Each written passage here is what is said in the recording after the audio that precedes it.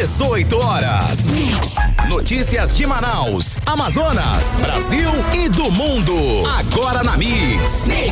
Para 6h02 em Manaus, começando mais uma edição do programa 18 horas. Eu, você e ela, Karine Leão. Alô, Karine. Fala, Carlão. Boa noite. Muito boa noite para você, sintonizado aqui em 100,7. A gente, é claro, já começa agradecendo a sua companhia, a sua audiência. Estamos juntos a partir de agora até as 7 da noite, aqui no 18 horas.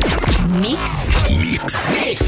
Legal, querido ouvinte, contamos aí com a sua participação aqui no programa. Acione aí o nosso WhatsApp 994887592, valendo a sua presença. Valendo a sua participação, a gente quer saber a sua opinião, o que você pensa a respeito dos assuntos que a gente fala aqui no 18 horas. Você concorda com a nossa opinião, discorda? Manda aí o seu parecer pra gente, a gente quer ouvir. E vale também a sua participação para você que nos acompanha ao vivo pela live do YouTube. Manda a sua mensagem de texto. Legal, anote aí 994887592 e siga-nos nas redes sociais. Exato, e não esquece de seguir a gente nas redes sociais no @18horasnews. Boa. Mix. Bora direto pro trânsito, hein, Karine Leão? Vamos dar um giro aí nas principais vias de Manaus. Vamos lá, vamos saber por onde anda o repórter André Meirelles, circulando pelas vias de Manaus com o carro do 18 horas. Boa noite, André. Trânsito. Muito boa noite para você, Karine, Carlão, boa noite aos ouvintes que nos acompanham aqui na 100.7. Olha, informação aqui de engavetamento na Avenida das Torres com uma vítima lesionada. Claro, em decorrência disso, aconteceu todo aquele trabalho, né, de perícia no local. Também a vítima já foi socorrida pelo SAMU, que é o Serviço de Atendimento Móvel de Urgência, e também já aconteceu agora há pouco a remoção dos veículos. Só que por conta aí desse acidente que envolveu, na verdade, um caminhão e 4 carros próximo ali ao estabelecimento Baratão da Carne, no sentido bairro Centro. Em razão disso, o trânsito está bastante congestionado ali na região do Coroado, nas vias que circulam ali a rotatória, incluindo as proximidades da Avenida Rodrigo Otávio também. Então, todo esse trecho de quem vai nesse sentido da Avenida das Torres e também nas proximidades da rotatória do Coroado está bastante congestionado nesse momento por conta desse acidente que aconteceu ali na Avenida das Torres, que teve aí essa vítima, apenas mesmo essa vítima ficou ferida, mas já foi socorrida, e também os danos materiais ali por conta do caminhão que causou esse engavetamento aí dos outros 4 veículos, 4 carros na Avenida das Torres. E a gente continua acompanhando o trânsito aqui pela capital amazonense. Daqui a pouquinho a gente volta com mais informações, Karine e Carlão. Obrigada pelas informações, André Meirelles. Legal, André, agora 6h04. 18 horas. Começando 18 horas de hoje com os destaques do dia. Amazonas não consegue atingir a meta do Ministério da Educação de alfabetização de crianças. Operação cheia, a Prefeitura de Manaus distribui 200 toneladas de mantimentos para as comunidades ribeirinhas. O presidente da Câmara Municipal de Manaus quer gastar R$1 milhão em placas, medalhas e troféus para homenagens. E você vai acompanhar os novos desdobramentos sobre o casal preso em Manacapuru tentando comprar um bebê. Agora 6h05, você está no melhor mix do Brasil e o programa 18 horas no ar até as 7 da noite com os destaques do dia. Você confere, hein? Esses e outros assuntos, os destaques, o que aconteceu na segunda-feira, 14 de julho de 2025, para você. Mais uma edição do 18 horas. 18 horas. Olha aí, começamos o programa de hoje falando sobre a grave situação da educação do Amazonas.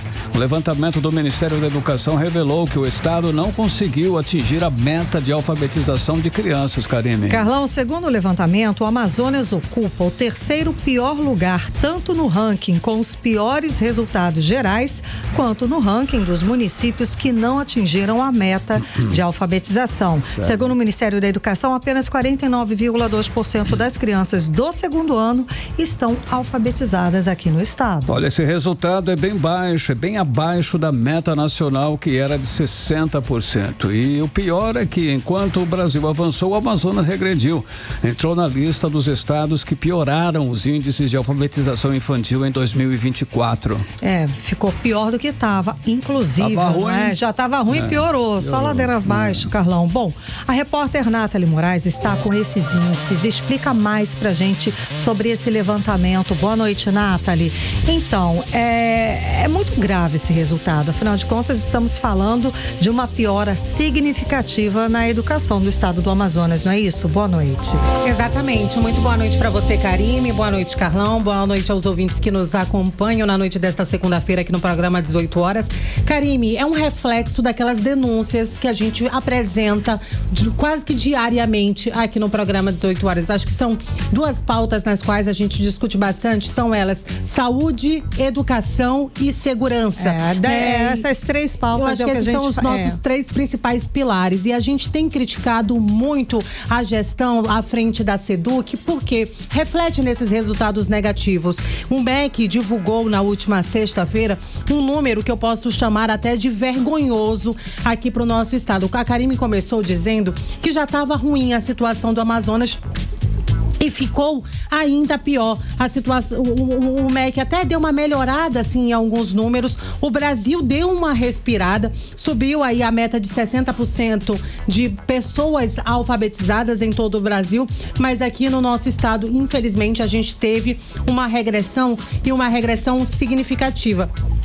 Era pra gente ter aí pelo menos 59,2% das crianças alfabetizadas e a gente chegou aí à marca de 49,2%, ou seja, são mais de 60% de crianças aqui do Amazonas com até 7 anos de idade que estão nas escolas. E o pior de tudo é isso, essas crianças, elas estão matriculadas, elas estão nas escolas e elas não sabem sequer escrever o seu nome, não reconhecem as letras, não sabem ler.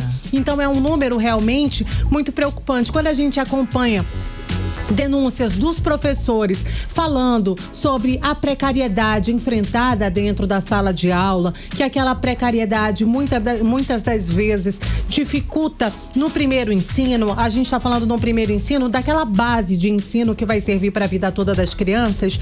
E aí esses números são reflexos dessa falta de gestão aqui no Amazonas. A gente alcançou aí a marca de 49,2% das crianças sabendo ler e escrever no ano de 2024. Um número realmente vergonhoso. O Amazonas é o terceiro pior estado do Brasil. E aí a gente conversou com o Ian Evanovic, ele que é do Ministério da Educação, e ele falou um pouco mais sobre o que a gente precisa para realmente avançar aí na alfabetização aqui no nosso estado. Vamos conferir. Para nós avançarmos da alfabetização, isso no todo, seja as crianças, seja os jovens e adultos, nós precisamos primeiro debater a questão do custo amazônico e debater a Amazônia e os desafios que tem da Amazônia. Os desafios logísticos são enormes, não só para a Amazônia, mas também para a região nordeste do nosso país. A região norte e a região nordeste apresentam os dados mais preocupantes aqui, falando da educação de jovens e adultos.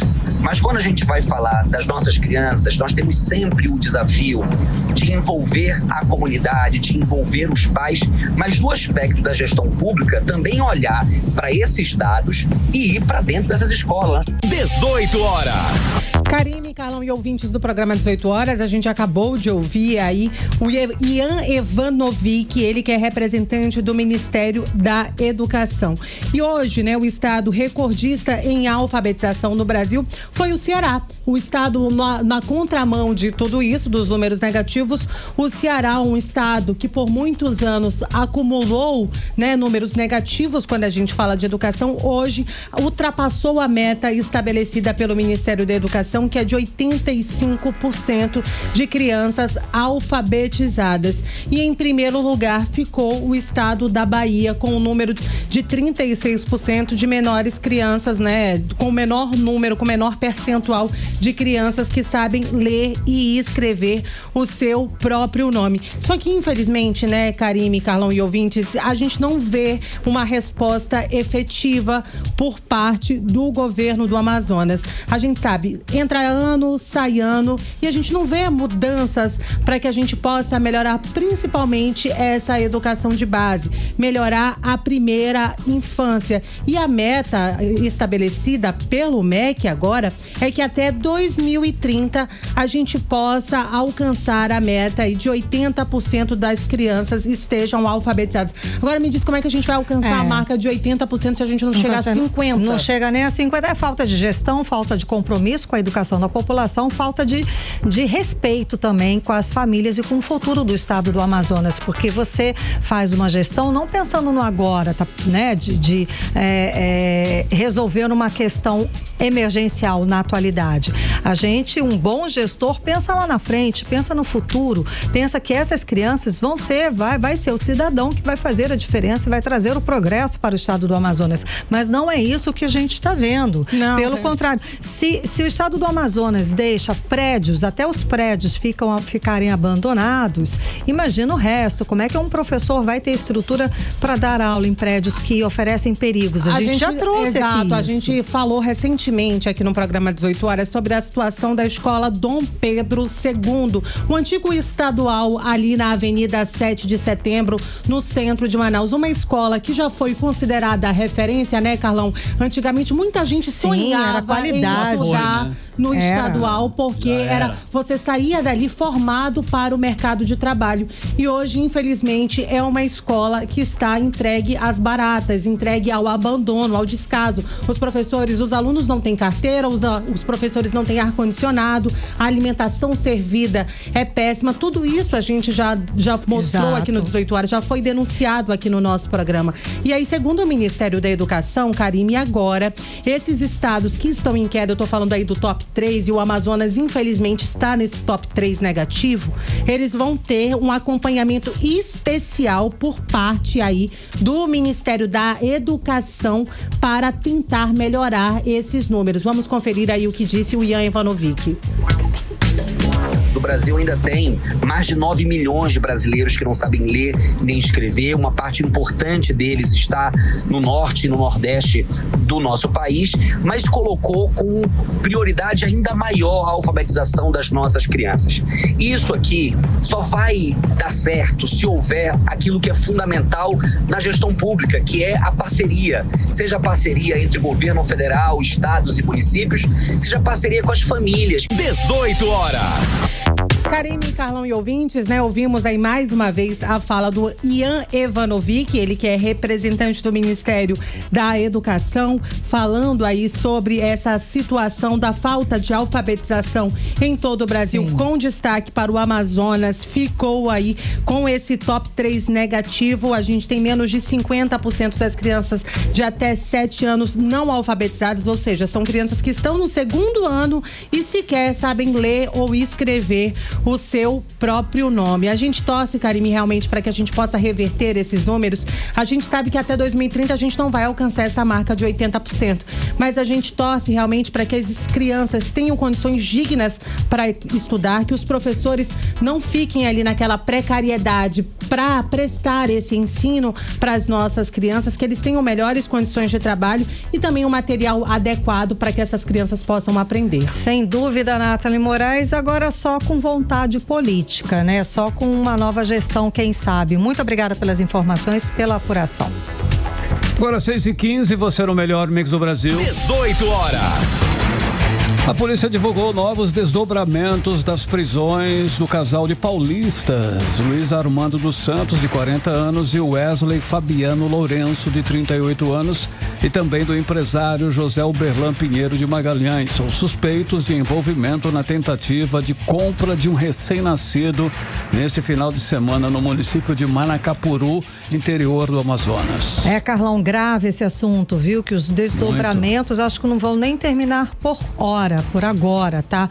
Um desses revelou um esquema criminoso de venda de crianças lá em Manacapuru. A esposa de José Uberlan Pinheiro de Magalhães também está na mira da polícia por suspeita de participação no crime. O repórter André Meirelles está acompanhando esse caso e traz os detalhes agora pra gente, essas atualizações. Então, André Meirelles, o casal preso já havia tentado adotar uma outra criança de forma irregular também em Manacapuru, é isso? Exatamente, Karime e Carlão, boa noite para vocês, aos ouvintes. Olha, o casal paulista preso em flagrante em Manacapuru, no interior do Amazonas, sob suspeita de tentar comprar um recém-nascido por R$500, já teria tentado adotar uma criança sem nenhuma legalidade no município. A Polícia Civil disse que o casal teve um processo de adoção arquivado pela Justiça depois de tentar burlar o sistema legal, o que impediu a conclusão da adoção na época. Wesley Fabiano Lourenço e Luiz Armando dos Santos foram presos ao tentar sair com um bebê do Hospital Municipal de Manacapuru na última sexta-feira. O agenciador da entrega, segundo a polícia, é o José Uberlane Pinheiro de Magalhães, de 47 anos, dono de uma lanchonete na cidade. Ele também é envolvido no caso e agora as investigações apontam um esquema de adoções ilegais envolvendo moradores de Manacapuru e do estado de São Paulo. Inclusive, uma mulher ainda não identificada seria responsável por atrair interessados nesse tipo de adoção clandestina de crianças, o que configura um esquema de adoção ilegal, como explica a titular da Delegacia em Apuração de Atos Infracionais, delegada Joyce Coelho. Além dos 3 presos, há indícios fortes de que há um esquema de adoção ilegal no município.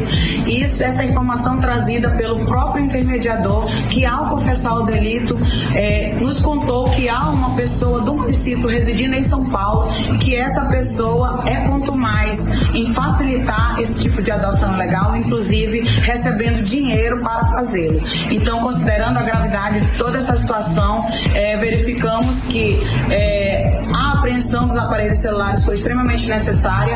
Essa semana vou pedir a quebra desses aparelhos para que a gente possa responsabilizar todas as pessoas que estejam envolvidas. Olha, a polícia revelou ainda que a mãe da criança tentou vender o bebê para quitar uma dívida com um agiota e teria recebido outros valores além dos R$500. O casal, inclusive, monitorava a gravidez até o nascimento com a intenção de levar a criança para São Paulo, São Paulo capital, onde eles moram. Mesmo com a prisão em flagrante, os 2 homens foram liberados depois da audiência de custódia no domingo. A criança recebeu alta médica no domingo e foi acolhida por uma instituição de proteção à infância sob os cuidados do Conselho Tutelar. A mãe, de 31 anos, vai prestar esclarecimento à polícia. Inclusive, ela já teve 8 filhos e nenhum deles mora com ela, segundo informou a polícia.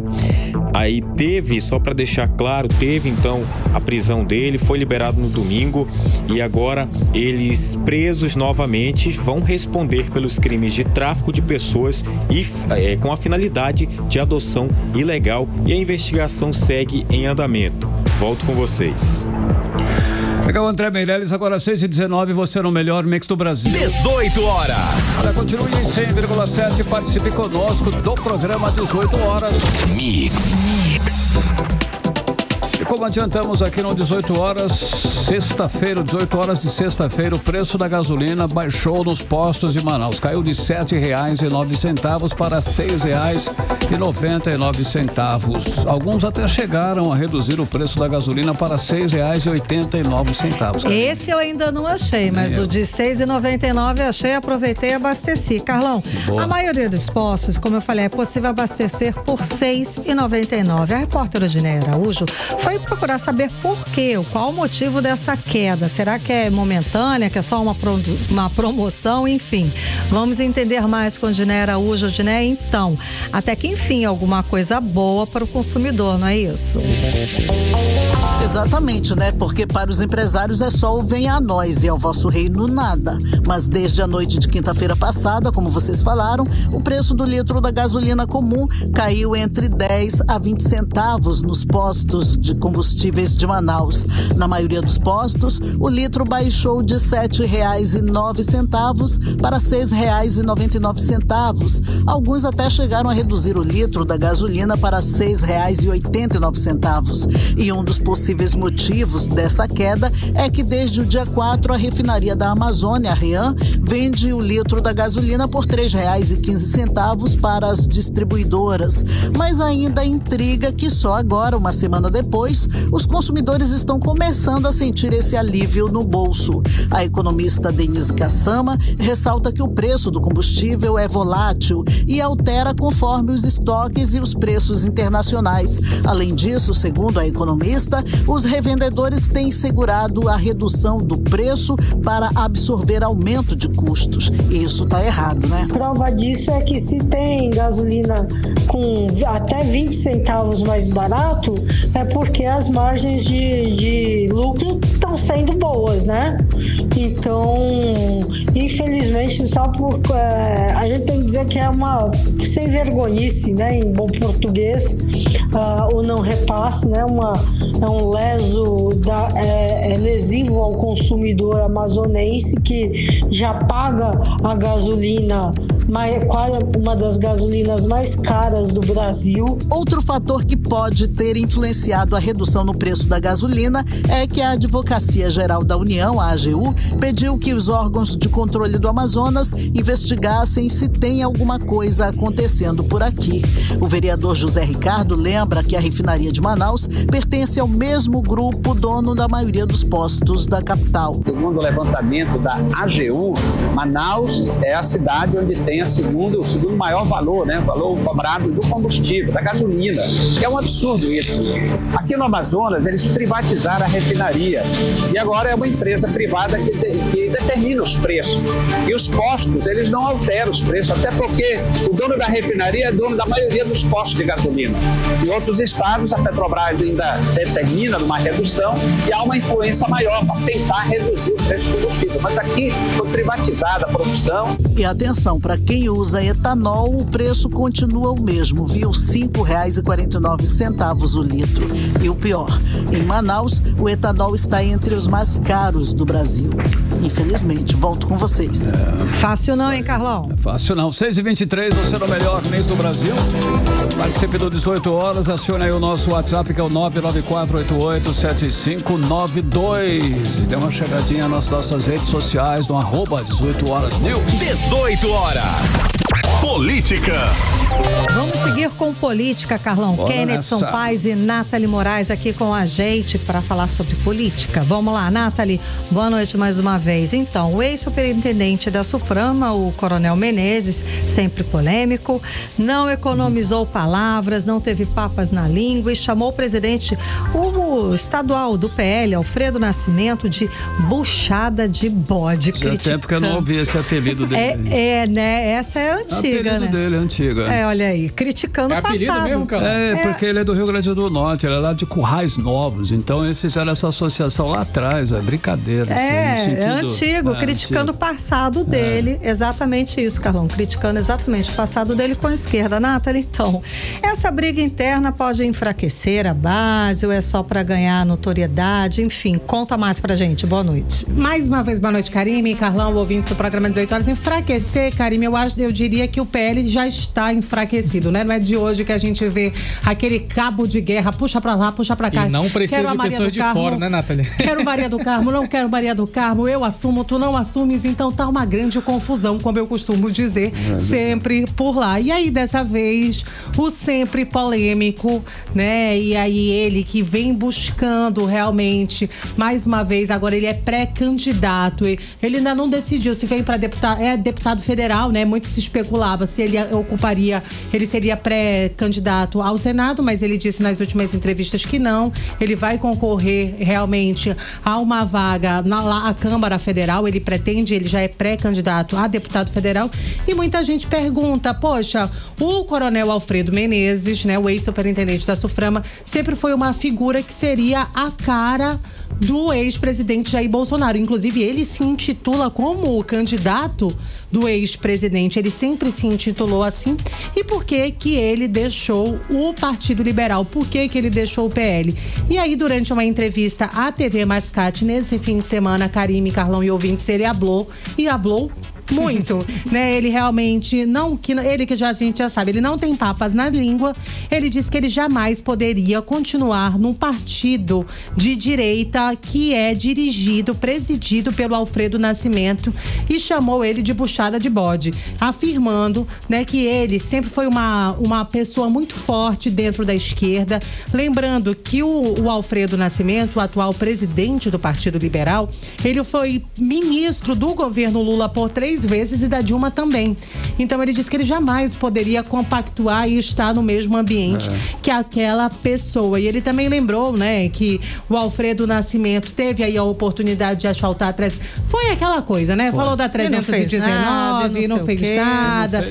E aí fez mesmo, né, fez questão de tocar realmente em pontos bem polêmicos, né? Falou que ele usava a política só para beneficiar os seus, mas que o Amazonas nunca usufruiu desse benefício. Ou seja, né, essas declarações polêmicas do Alfredo Nascimento só deixaram ainda mais escancaradas a confusão que a gente sabe que está acontecendo dentro do Partido Liberal, dentro do PL. Afinal de contas, a direita aqui no estado parece que realmente está em guerra. Mas ele deu uma declaração nessa entrevista falando que a única pessoa que ele viria para poder ser um governador no estado seria o Omar Aziz. Exatamente. Isso ele afirmou. Isso chamou muita atenção. Isso ele afirmou. Ele afirmou que em todos os quesitos, para ele, o único pré-candidato que está pronto para assumir o Amazonas seria o senador Omar. Exato. Já foi governador, então ele já tem, é claro, ele tem, como se diz aí, a ficha. O know-how, né? Ele tem o know-how, ele tem. Bom, enfim, o senador Omar Aziz, falando nele, ele se reuniu com os secretários municipais de saúde de todo o estado para tratar do caos na saúde pública. E quem essas reuniões regionais na prática podem resultar em soluções concretas? Tomara, né? Então, Carlão, essa que é a ideia do senador Omar Aziz, que fez essa reunião com as lideranças municipais da saúde, exatamente para ouvir quem está lá na ponta, Carlão, quem está lá na ponta recebendo atendimento, para entender as necessidades de cada município e também construir propostas para melhorar o sistema de saúde, tanto na capital quanto no interior. Nesse encontro teve a participação do presidente do Conselho de Secretarias Municipais de Saúde, teve também a presença lá de outras associações, como o Anderson Souza, ele que é presidente da Associação Amazonense de Municípios. Então, de fato, foi uma reunião muito proveitosa para conversar de fato com essas pessoas que levam as demandas, né, nesse debate, e aí, diante desse debate, conseguem surgir soluções. A gente vai ouvir agora o senador Omar Aziz, um trecho de como foi essa reunião. Temos aqui um grande problema de que resolutividade. Você vai para a atenção básica, é diagnosticado, só que a atenção básica é dar o diagnóstico. Depois você vai ter que ir para uma especialidade. E aí chega na especialidade, o negócio trava. Então, esse grande problema que nós temos no estado do Amazonas não é peculiaridade do estado, isso é no Brasil todo. Mas tem uma coisa que não pode esperar, que não dá para deixar para o dia seguinte, que é a saúde do ser humano. Isso não pode esperar. A dor não espera. A dor não passa se você não for atendido. Você não sobrevive se você não for atendido. E não adianta eu dizer através do vídeo que você tem uma doença e não cuidar de você. Não adianta. Telemedicina tem que ter resolutividade. Eu tenho que diagnosticar, mas tenho que tratar. 18 horas. Palavras de alguém que realmente conhece a saúde do estado do Amazonas. E um detalhe que chama muita atenção é que o senador Omar Aziz, ele defende a construção de políticas permanentes. Ou seja, isso daí significa que mesmo outras pessoas estando no cargo, estando no comando do estado do Amazonas, essas políticas públicas, elas aconteçam de forma naturalmente para evitar que a saúde do estado do Amazonas se torne um caos como está hoje, infelizmente, e a população traz essa demanda pra gente. E é claro que a gente devolve também cobrando resposta das autoridades. É isso aí, Nathalie. Só para deixar claro, né? Então, o Coronel Menezes não é mais do PL, como você falou pra gente. Ele já saiu, a briga é da direita e ele está agora em qual partido? No PDT, porque eu acabei falando Coronel Alfredo Menezes, mas é porque esse é o nome dele, tá? Só porque... Só mas pra ele deixar não claro. está mais no PL, mas ele ainda se intitula como representante da direita. Sim, ele representa... a briga, essa confusão seria da direita. PDT é centrão, né?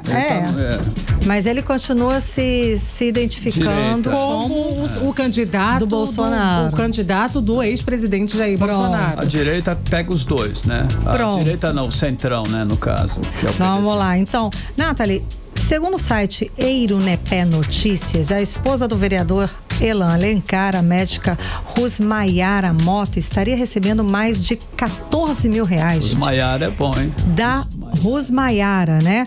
Mais de 14 mil reais da prefeitura de Eirunepé, sem nem aparecer na cidade, é isso? Boa. Menina, esse babado é quente. Karine, Carlão e ouvintes, olha. Rosmaiara. E a médica Rosmaiara Mota, ela é esposa de nada mais, nada menos. Vocês lembram que a gente falou nas últimas semanas aqui do vereador Elan Alencar, aqui de Manaus, que pode aí perder o mandato nas próximas semanas. Por quê? Por conta de uma decisão aí do Tribunal Regional Eleitoral do Amazonas, que julgou ele como um dos candidatos ali que realmente foi condenado pelo crime ali de ter ele usufruiu da cota de gêneros, foi beneficiado, né? Sem que existisse uma real candidata. E aí agora mais uma polêmica envolvendo o vereador Elan Alencar.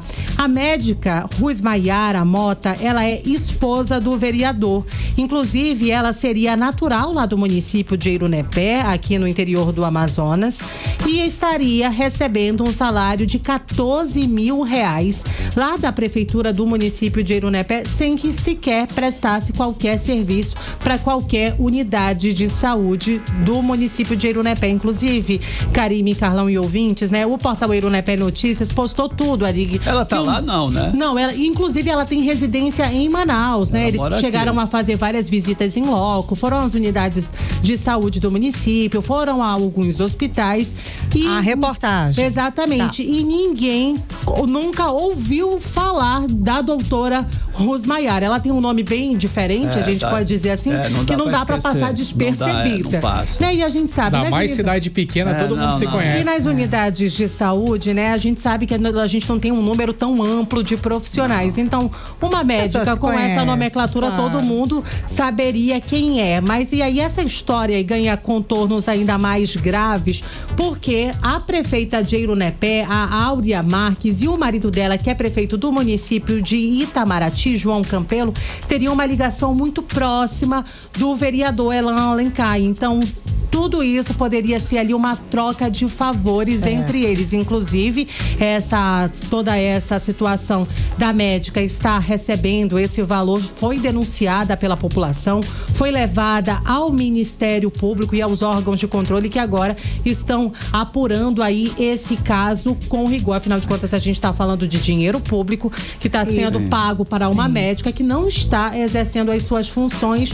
E aí a gente sabe, o vereador Elan Alencar, que já está com a imagem para lá de prejudicada, né? Agora com mais essa confusão. Ou seja, tudo está sendo denunciado, está sendo investigado e apurado pelo Ministério Público. E quem agora é contigo? Logo no começo do mandato, a gestão do presidente da Câmara Municipal de Manaus, Davi Reis, ele quer gastar aí 1 milhão em placas, medalhas e troféus para homenagens. Como a população pode encarar essa prioridade aí em meio a tantas demandas urgentes que a gente tem falado aqui constantemente, mas sempre aparece uma dessa, né? Então, Carlão, existem opiniões diferentes para determinados tipos de assuntos, né? Mas quando a gente fala em um valor tão expressivo como esse, né? Mais de 1 milhão de reais que é destinado ali para honrarias, é claro que tem honrarias envolvendo, isso porque parte dos parlamentares e também lideranças dizem que essas honrarias, elas são importantes para valorizar as pessoas, as entidades, quem contribui com o desenvolvimento da cidade. Do outro lado também, parte da população acredita que o melhor destino ali ali para ser direcionado esses recursos públicos principalmente as demandas da população. A gente estava hoje, inclusive daqui a pouco tem uma matéria sobre isso, a gente estava falando sobre a Operação Cheia 2025, onde existem várias famílias que nesse período de cheia estão precisando de ajuda. Sim. A prefeitura já está fazendo nesse momento a parte que compete a ela. Só que as verbas parlamentares também poderiam ser destinadas para essa prioridade, que nesse momento muitas famílias estão precisando. A gente acompanhou de perto a realidade de pessoas que viviam da agricultura, viviam da terra, e nesse momento, quando o rio enche, perderam tudo, e essas pessoas ficaram... ajuda muita gente. Nossa, Carla, investido ainda mais em cesta básica, exatamente, em água potável, investindo também para fazer a perfuração de poços, que nessas comunidades geralmente não existe água potável. Tudo isso seria muito interessante. É claro que as pessoas que contribuem com a nossa capital, elas são importantes porque representaram papéis ali que são sensíveis à nossa comunidade. No entanto, nesse momento que estamos falando de cheia severa, estamos falando ali de uma... já é quase ali a seca severa, que pode vir ou não, mas sempre acontece a seca, principalmente nessas comunidades que o acesso é muito difícil nessas áreas de seca. Então, de fato, existem outras prioridades, não apenas para a capital, mas também para a região metropolitana, para as comunidades ribeirinhas. Né? E é claro que se essas verbas parlamentares fossem destinadas a outras prioridades que realmente fazem diferença, com certeza a população aceitaria de forma melhor, Carlão e Karine. E a nossa vida seria melhor, sem dúvida alguma. Muito obrigada pelas informações, Kennedson Paz e Nathalie Moraes. Valeu, Nathalie. 18 horas. E daqui a pouco aqui no 18 horas, Operação Cheia, a Prefeitura de Manaus distribui 200 toneladas de mantimentos para as comunidades ribeirinhas. É o nosso assunto em instantes. Mix.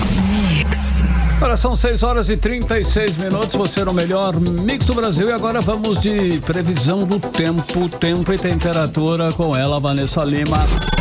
Previsão do tempo. Boa noite, Carlão. Boa noite, Karime. Boa noite a você que acompanha a previsão do tempo aqui com a gente no 18 horas. A segunda começou com céu parcialmente ensolarado e com alta temperatura. E a previsão do tempo para agora à noite é de que o clima fique mais ameno, com temperatura em torno de 25 graus, céu limpo e sem previsão de chuvas para a noite dessa segunda. E agora vamos falar sobre o clima de amanhã, 15 de julho, terça-feira, segundo o Clima Tempo. Bom, logo no comecinho da terça, ainda na madrugada, podemos ter pancadas de chuva leves que vão deixar amanhã com um clima bem agradável. O céu vai ficar parcialmente nublado, mas com temperaturas altas no decorrer do dia. E à noite, a temperatura cai e vamos ter média nebulosidade no céu e baixa probabilidade de chuva para a noite dessa terça-feira. O resumo do termômetro de terça. A temperatura varia entre mínima de 24 e máxima de 31 graus e a umidade relativa do ar fica em torno de 65 a 95%. Vanessa, continua aqui com a gente, porque eu sei que o Instituto Nacional de Meteorologia emitiu um alerta de ventos fortes aqui para o estado do Amazonas. Explica pra gente, Vanessa. Isso mesmo, Karime. O IMET, ele divulgou um alerta de chuvas intensas e ventos fortes para esse comecinho de semana para o norte do Amazonas e do Pará, além de Roraima, Amapá e áreas vizinhas. A previsão indica chuvas de 20 a 30 milímetros por hora com rajadas de vento entre 40 e 60 quilômetros. Esses dados, eles estão na classificação de baixo risco, mas apesar disso, essas chuvas podem causar transtornos como alagamentos, quedas de galhos de árvores, descargas elétricas e até falta de energia elétrica mesmo. A recomendação é que a população fique atenta a essas ocorrências e evite locais expostos durante essas chuvas, né? E em caso de emergência, sempre entrar em contato com a Defesa Civil pelo 199 ou com o Corpo de Bombeiros pelo 193. Karime, Carlão e ouvintes. Legal. Muito obrigada pelas informações, Vanessa Lima. Dando aquele giro pelo trânsito em Manaus, Karime Leão. Vamos lá, vamos saber por onde anda o repórter André Meirelles. Conta pra gente, André, boa noite. Trânsito. Mais uma vez, boa noite para vocês. Olha, tá acontecendo obras da Cigás na Avenida Altaz Mirim e há apenas uma faixa disponível para o tráfego de veículos. Essa situação que se estende aí no sentido São José Armando Mendes acaba impactando aí a rotatória do São José, onde o trânsito apresenta lentidão. Os agentes de trânsito estão no local aí para auxiliar na fluidez, né, que se encontra aí reduzida na região. Portanto, aí os motoristas que se dirigem à rotatória do São José pela Avenida Altaz Mirim devem estar cientes de que apenas uma faixa está liberada devido às obras e também o trânsito com muita lentidão por aqui, Karime, Carlão. Paciência, né, André? Tem que ter paciência. Obrigada pelas informações. 6h40, você no melhor mix do Brasil. 18 horas. Olha, o nosso Rio Negro baixou em mais 1 centímetro e hoje está em 28 metros e 95 centímetros no Porto de Manaus. Mas apesar aí do processo de vazante, os efeitos da cheia ainda seguem atingindo muitas pessoas. Por isso, aqui em Manaus, a nova fase da Operação Cheia leva alimento e kits de higiene para as famílias que foram afetadas, Karime. Exato, Calão. Ao todo vão ser distribuídas 200 toneladas de mantimentos para as comunidades ribeirinhas e áreas urbanas atingidas pela cheia. O repórter Kennedson Paes acompanhou a ação anunciada aí pelo prefeito em exercício, Renato Júnior, e conta pra gente os detalhes. Na vida ribeirinha, o rio é parte da rotina, mas quando a cheia vem forte, ela muda tudo, todo o cenário. A água cobre a terra, destrói plantações e leva embora o sustento de muitas famílias que precisam de ajuda nesse momento. E foi exatamente para combater essa realidade e levar ajuda para quem precisa que a Prefeitura de Manaus está realizando uma nova fase da Operação Cheia 2025, que está contemplando mais de 2.200 famílias que moram em comunidades ribeirinhas na região metropolitana de Manaus. A ajuda chega através de balsas como essa. Cada família recebe uma cesta básica, água potável, kit de limpeza, colchões, um suporte para quem perdeu o que plantou e precisa recomeçar. Saímos do centro de Manaus e cruzamos as águas do Rio Negro em direção a uma das comunidades que recebeu ajuda da Prefeitura. A ação da Prefeitura aconteceu em mais de 30 comunidades semelhantes a essa, aqui na comunidade São Francisco, que fica a pouco mais de 40 minutos de distância da capital. Nesta comunidade existem mais de 50 famílias, que sempre quando o rio seca ou quando o rio enche demais, eles precisam dessa ajuda. E desta vez, a Prefeitura veio diretamente aqui para entender o que a comunidade está precisando e também já dar as soluções. Conversamos com o prefeito em exercício, Renato Júnior. Vamos ouvi-lo. E poder estar aqui hoje, né, a gestão do prefeito Davi dando essa atenção, mesmo não sendo um momento trágico de enchente, mas um momento que eles estão precisando, porque perderam suas produções rurais, chegar aqui com alimento, com kit higiênico, poder chegar aqui com a atenção que eles mais precisam e ser bem recebido. Estar aqui hoje pela primeira vez como prefeito em exercício, para mim me enche de alegria. E mais do que isso, poder chegar aqui e atender uma solicitação deles, que é de alimento, de kit de higiene, kit de limpeza, e se deparar aqui com outras solicitações que a comunidade clama. Nós estamos aqui, é uma gestão diferente, que sai do gabinete e vem ouvir. Uma coisa é você ouvir falar, outra coisa é você vir, olhar, sentir e mudar a vida das pessoas. É por isso que eu tô aqui hoje. Não é só ajuda, é esperança. A Operação Cheia chegou para dizer: vocês não estão sozinhos. E foi essa a sensação da Regiane, que para ela, essa ajuda chegou em boa hora. É uma ajuda muito boa mesmo, na hora certa chegou essa ajuda. Todo mundo vai receber com bastante carinho. Na seca é muito difícil, porque fica só o canal, aí tem que ir um na canoa e o outro tem que ir por terra para andar. O rio que traz a vida também traz desafios, mas no meio da cheia surge sempre a solidariedade, e é ela que mantém a esperança acesa nas comunidades ribeirinhas. Kennedson Paes para o 18 horas. Muito obrigada pelas informações e pela apuração, né, Carlão?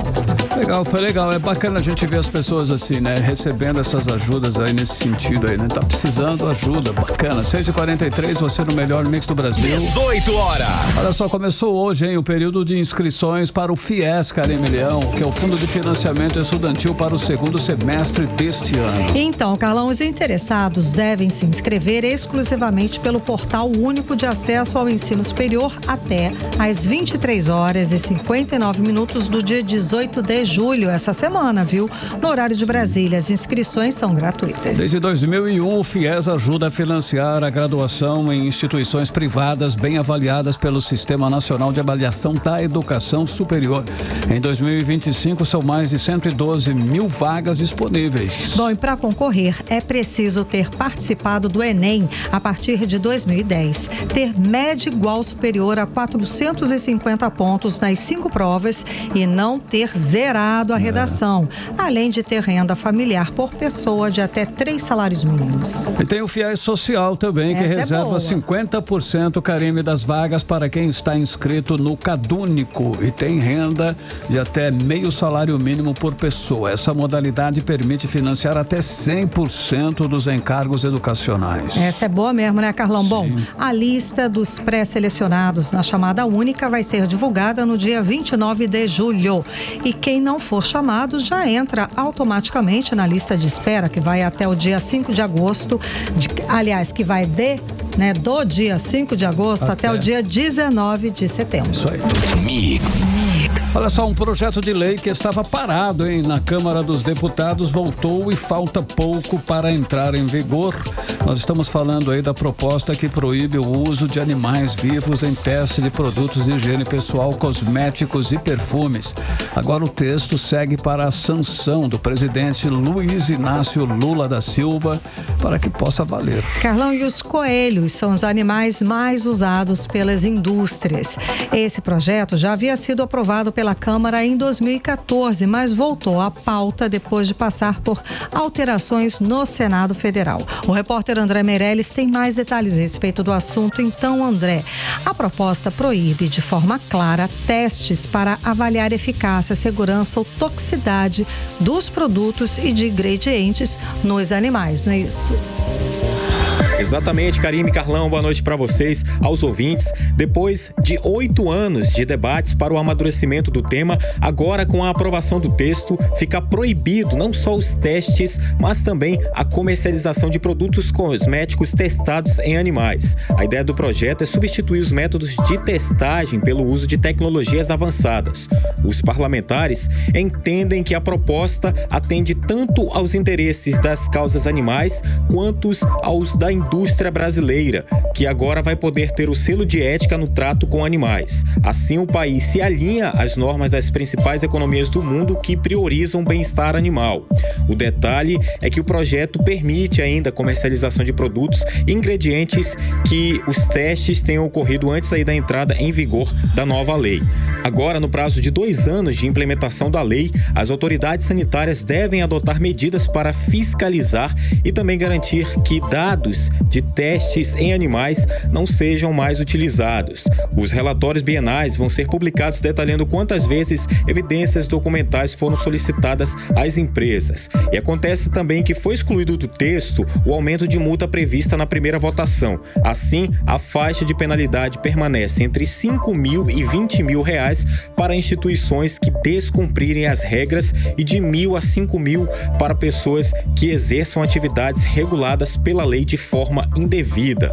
Para a advogada em direitos das causas animais, Marusca Soares, essa medida é importante para a luta das causas animais. Essa medida ela representa um marco importante na luta pelos direitos dos animais e na modernização da indústria. Isso porque a proposta mantém multas de 1 a 20 mil por violação para empresas de cosméticos, podendo dobrar mesmo no caso em que a empresa cometer a mesma infração.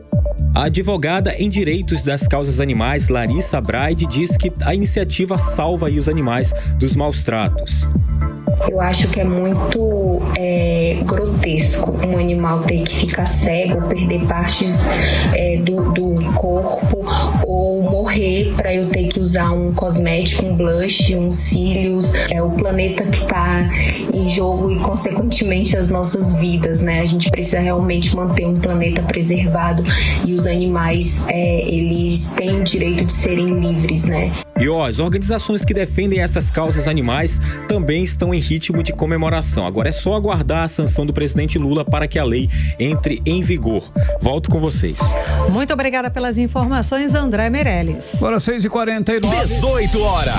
Olha só, hein, o Conselho de Ética da Câmara dos Deputados vai analisar amanhã um processo contra o deputado André Janones, que é do Avante por Minas Gerais, Karime. Pronto, Carlão. O relator do caso é o deputado aqui do Amazonas, Fausto Júnior, do União Brasil. Bom, ele foi escolhido para dar um parecer sobre o pedido de suspensão temporária do mandato de Janones. O processo foi aberto pela mesa diretora da Câmara, que acusou Janones de quebra de decoro parlamentar. Carlão, segundo a acusação, no dia 9 de julho, durante uma sessão plenária, Janones ofendeu o deputado Nicolas Ferreira com palavras de baixo calão e teria provocado outros parlamentares do PL, o partido de Nicolas. E a sessão do Conselho de Ética está marcada para amanhã às 13 horas no plenário da Câmara. E caso o pedido seja aceito, Janones pode ser afastado temporariamente do cargo enquanto o processo disciplinar segue em análise. Olha só, o parecer de Fausto Júnior vai indicar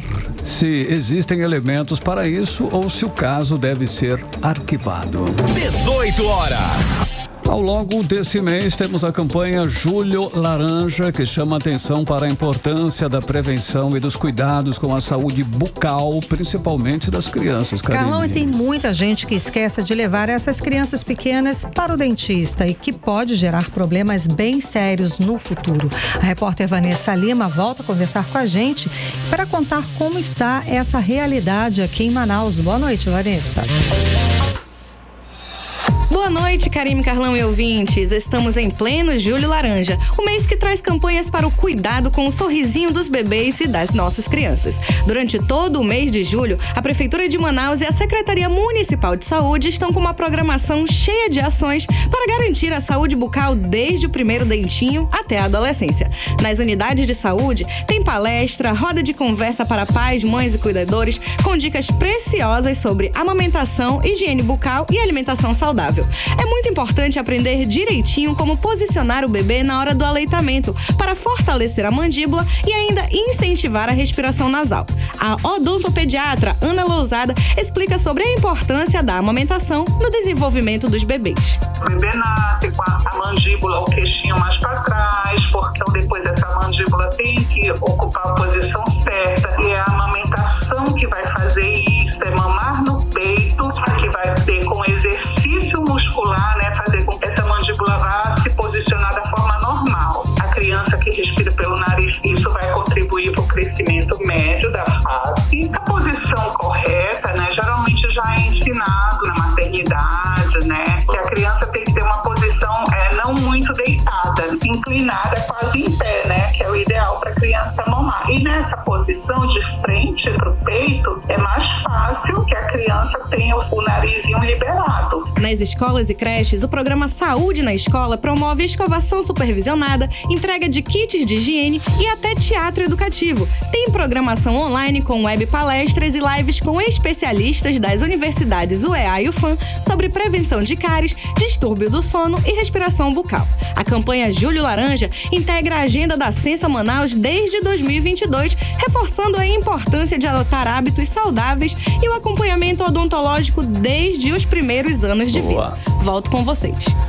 Legal, Vanessa Lima, 6h52. 18 horas. Olha aí, hein? Você que está querendo ir para os Estados Unidos da América, vai ficar mais caro, hein? Vem aí uma nova taxa que vai pesar no bolso de todos os turistas. O governo americano aprovou agora a cobrança de uma taxa de $250, que dá aí cerca de R$1.390. Carlão, a taxa vai ser cobrada de estrangeiros que solicitarem vistos de não imigrantes, como turismo, intercâmbio e trabalho temporário. A expectativa é que comece a valer a partir do dia 1º de outubro desse ano, que é a data de início do ano fiscal americano de 2026. Com isso, o custo total do visto americano vai subir de $185, que é o valor atual, para $435, o que dá mais ou menos R$2.400. Muita grana, hein, Carlão? Mesmo com esse aumento, é claro, vale lembrar, o passo a passo continua o mesmo. É preciso preencher o formulário no site da embaixada, pagar a taxa, agendar atendimento, entrevistas, aquele processo todo. 6h53. 18 horas. Economia. Para conferindo os indicadores econômicos de hoje, o dólar fechou em alta de 0,65%, cotado aos R$5,58. O euro fechou em alta de 0,49%, aos R$6,51. O Bitcoin fechou em alta de 0,8%, aos R$669.367. E o Bovespa fechou em queda de 0,65% aos 135.304 pontos. E o Polo Industrial de Manaus fechou os 5 primeiros meses desse ano com um faturamento de mais de 93 bilhões de reais, um crescimento de mais de 14% em relação ao mesmo período do ano passado. E não é só isso, não ficou por aí. Os números mostram também o aumento no número de trabalhadores no polo. Já são mais de 130 mil empregos diretos, temporários e terceirizados, com destaque para o setor de duas rodas, metalúrgico e mecânico. E quem tem mais detalhes a respeito desses números é a repórter Nathalie Moraes, que volta a conversar com a gente. Então, Nathalie, números pra lá de positivo, certo? Mega positivos, eu diria. Karime, Carlão e ouvintes do programa 18 horas, muito boa noite. Esse faturamento da indústria no Polo Industrial de Manaus chegou a 93 bilhões de janeiro a maio deste ano, o que representa aí um crescimento de quase 14% em relação ao mesmo período do ano passado, segundo os dados da Suframa divulgados hoje. Em dólares, isso aí ultrapassa 16 bilhões. E não é só isso. O levantamento mostra que o Polo Industrial também avançou na geração de empregos. Em maio, foram mais de 130 mil trabalhadores, um aumento de quase 8% com o ano passado. Os setores que mais impulsionaram toda essa mudança, essa revolução, com resultados bem positivos, foram os setores de informática, seguido aí do setor de duas rodas e eletroeletrônicos, além de outros como químico, mecânico, termoplástico, que também tiveram participação de destaque nesse bom desempenho. E quem comenta esses resultados é o próprio superintendente da Suframa, Bosco Saraiva, que destacou a força da Zona Franca para manter a nossa economia regional e nacional aquecida. Vamos ouvir o que ele disse. O Polo Industrial de Manaus fechou seus dados do mês de maio com um faturamento da ordem de 93,3 bilhões de reais, o que representa um crescimento de 14% com relação ao mesmo período do ano passado. Já a mão de obra fechou o número de 130.462 trabalhadores diretos, sendo eles efetivos, temporários e terceirizados. Isso representa números alvissareiros e o Polo Industrial de Manaus continua num crescimento muito forte, muito consolidado. É isso, Karime e Carlão.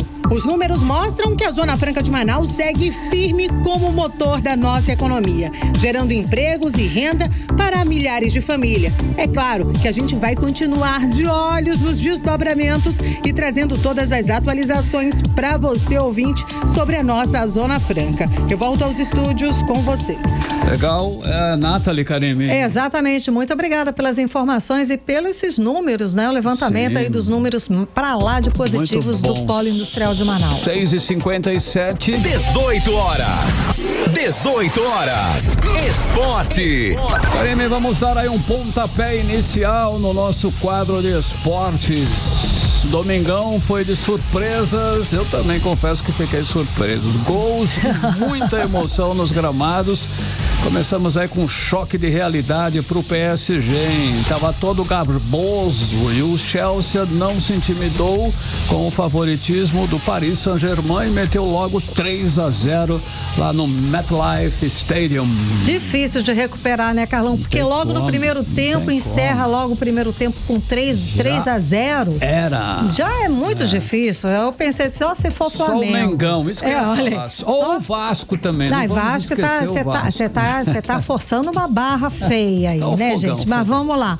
Ó, quem sabe, mas não sendo Flamengo, não ser muito difícil de virar esse jogo. É verdade. Não é verdade? Bom, mas o bonito foi o encerramento. O encerramento foi bacana. 81 mil torcedores viram lá o time inglês, levaram o segundo título mundial para casa. E olha que o Chelsea nem era cotado, né, como o favorito. Teve briga, e foi com emoção, né? Acho que foi o final que teve tudo, surpresa, goleada, briga, vaia ao presidente americano. Típico de um jogo de futebol. Pronto, foi a final que não, futebol que a gente gosta. Não deixou nada de fora. Exatamente. Agora, Karime, virando a chave para as meninas da seleção brasileira, a estreia na Copa América Feminina foi no estilo 2-0 para cima da Venezuela, lá em Chalogalo. É isso aí, gols bem trabalhados com Amanda Gutierrez e Duda Sampaio carimbando a rede.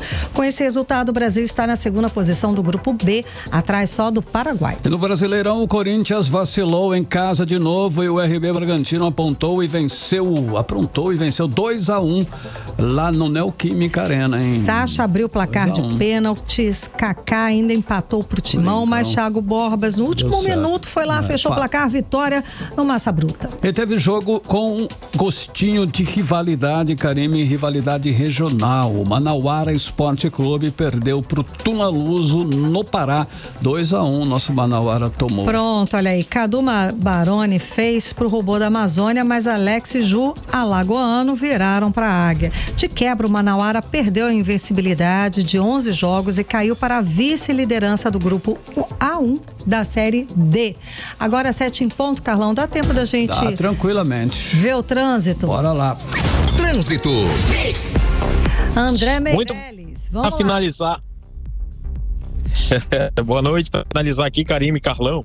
Ainda aqui da Avenida Brasil, que está entregando o horário de pico com excelente fluidez nos dois sentidos, não tem nenhuma retenção, ocorrência registrada até agora. O relógio que marca 19 horas, trânsito segue fluindo bem nesse início de noite, né? Agora as informações da Câmara de Monitoramento de Operação da cidade, na Avenida Constantino Neri com a Álvaro Maia, o trânsito segue com a fluidez na Avenida Humberto Calderaro, antiga Paraíba, com a Rua Alberto Costa Lins, moderado na Avenida Floriano Peixoto, próximo a 7 de setembro, fluxo tranquilo e trânsito fluindo bem. E na Avenida Maripiranga, próximo ao Hospital 28 de Agosto, o tráfego está limpo, com excelente fluidez. Boa noite, Karime, Carlão, até amanhã. Até amanhã, André Meirelles, obrigada. 7-1 em Manaus. 18 horas. E seguimos direto para o Editorial 18 horas. Editorial 18 horas. Nada boa notícia de que o Amazonas não alcançou a meta de alfabetização em 2024 e, segundo o Ministério da Educação, Rio Grande do Sul, Amazonas, Bahia, Paraná, Pará e Rondônia tiveram um desempenho pior do que em 2023. De modo geral, o Brasil aumentou o número de crianças de até 7 anos alfabetizadas em 2024, mas não atingiu a meta de 60% dos alunos na faixa etária estabelecida pelo governo federal. No caso do Amazonas, o índice de alfabetização chegou só a 49,2%. O estado ficou em antepenúltimo no ranking de municípios com melhores resultados em 2023. Só 30% dos municípios atingiram a meta de alfabetização. Os dados seguem o indicador Criança Alfabetizada. O indicador define que os alunos até o segundo ano do ensino fundamental com mais ou menos 7 anos precisam ter capacidade de ler pequenos textos, também localizar informações em textos curtos, compreender tirinhas e quadrinhos e escrever mesmo que com alguns desvios ortográficos. Ou seja, os municípios do Amazonas e as autoridades da área de educação precisam urgentemente fazer muito mais para alfabetizar as crianças. É um dever das autoridades e um direito dos estudantes, é claro. E é claro, também um compromisso a cumprir obrigatoriamente com o futuro do nosso estado. 18 horas. 7-2. Boa noite, um beijo, até amanhã. Até amanhã. Você ouviu 18 horas. As notícias do Brasil e do mundo. De volta amanhã.